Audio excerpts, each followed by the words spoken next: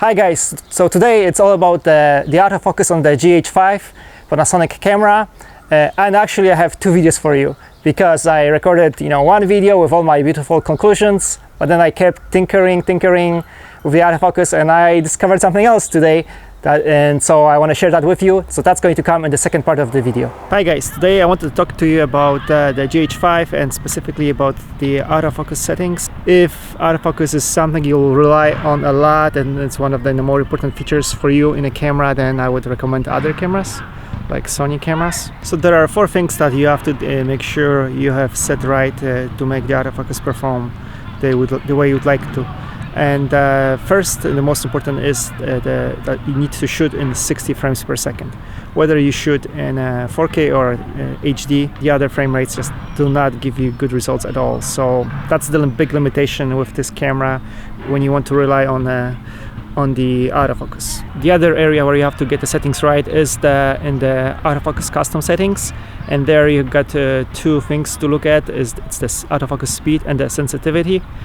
So the best settings that we found that work the best are for the speed we will go with 3, which is just a little bit below the maximum of 5. For the sensitivity we are all the way at 3 at the maximum. And yeah, that's what has worked for us the best. The third setting you want to pay attention to is the autofocus mode. So we've tried all of them, and the ones that will give us the best results were the tracking and also the 225 area. Now actually that's what I was going to say, and now just as I'm recording myself here, I noticed that, and I was using 225 area. I noticed that the camera wanted to focus on the trees behind me.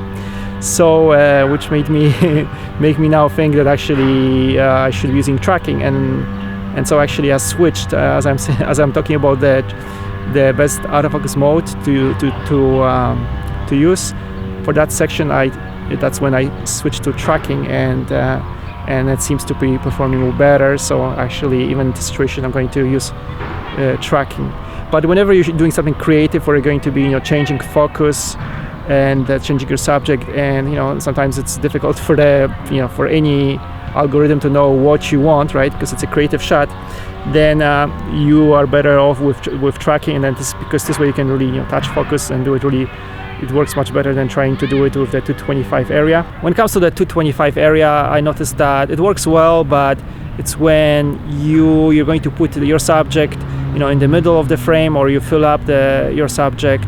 You fill it up the frame with it.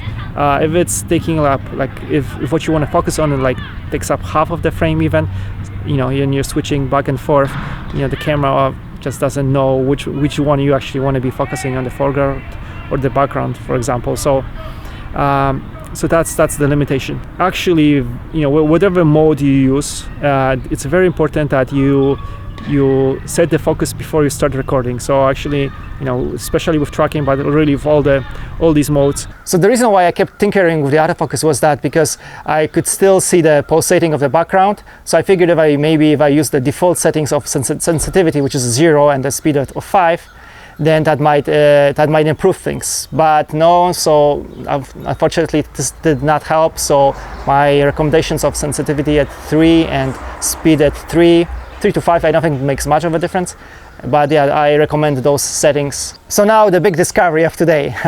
And so basically just by tinkering, playing with the camera, I noticed that because I was trying to eliminate that pulsating background, and I noticed that when I was putting the camera on the tripod, that the focus would not change at all. I could not figure out what's going on, that the focus would not change at all, right? But then I would grab the camera and hold it in my hands to see whether it works at all, and then the focus would shift. So basically then I finally it dawned on me that the problem was that when you are moving the camera, changing the angle, getting a different parallax of your subject, then the camera gets more information, and this way it's able to focus. Right, so autofocus. So that's the big, I guess, the big lesson, that it's good actually if the camera moves, right? I'm not talking about just the pan and tilt of the camera, but actually the camera, moving from side to side. This way it gets more 3D information about the subject you're trying to focus on, right? Now, so what happens when you are, you need to handhold the camera, right? So what do you do with this piece of discovery? Well, really nothing, right? It doesn't change anything. You get the benefit of the slight change of parallax depending how shaky your handling of the camera is, right? But what do you do with that when you're on a tripod, right? So the solution there is you need to use tracking or touch focus, right? So, and then you can go two ways about this. You can you can have somebody operate the camera. Best case scenario. Of course, it's not always possible. So the only other solution, if you want to be on a tripod, is to use a phone, a tablet, and then just focus yourself, right? Touch focus yourself. So when it comes to the autofocus modes, I would strongly recommend using tracking or touch focus whenever you can, whatever situation you find yourself in, whether on a tripod, whether hand holding. All right, so guys, so I hope this information, this little discovery, was helpful to you. And for more filmmaking, information about cameras and things like that, please subscribe and also check out our website. Thanks.